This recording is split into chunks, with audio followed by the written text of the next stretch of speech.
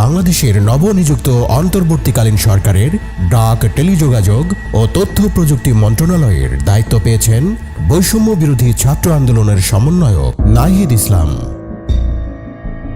নাহিদ ইসলামের জন্ম 1998 সালে ঢাকার অদূরে ফকিরখালীতে। তার ডাকনাম ফাহিম।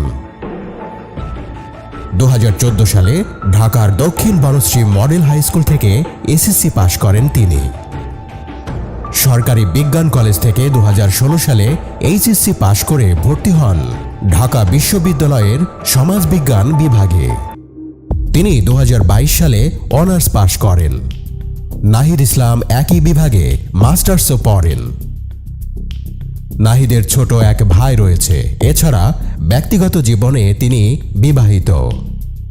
তিনি সমাজবিজ্ঞান পড়তে গিয়েই সামাজিক বিভিন্ন বৈষম্য ও রাজনীতি নিয়ে তার আগ্রহ তৈরি হয়।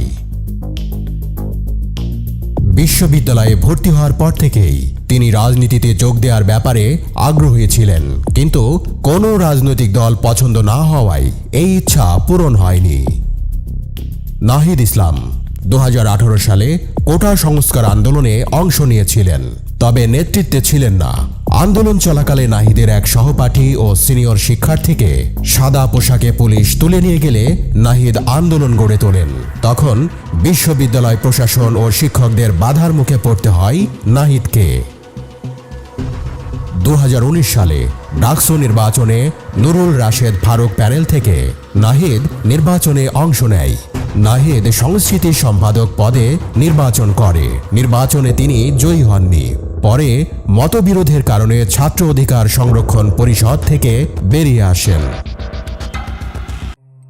2023 সালের 4 অক্টোবর ঢাকা বিশ্ববিদ্যালয়ে নতুন নির্দলীয় ছাত্র সংগঠন গণতান্ত্রিক ছাত্র শক্তি আত্মপ্রকাশ করে।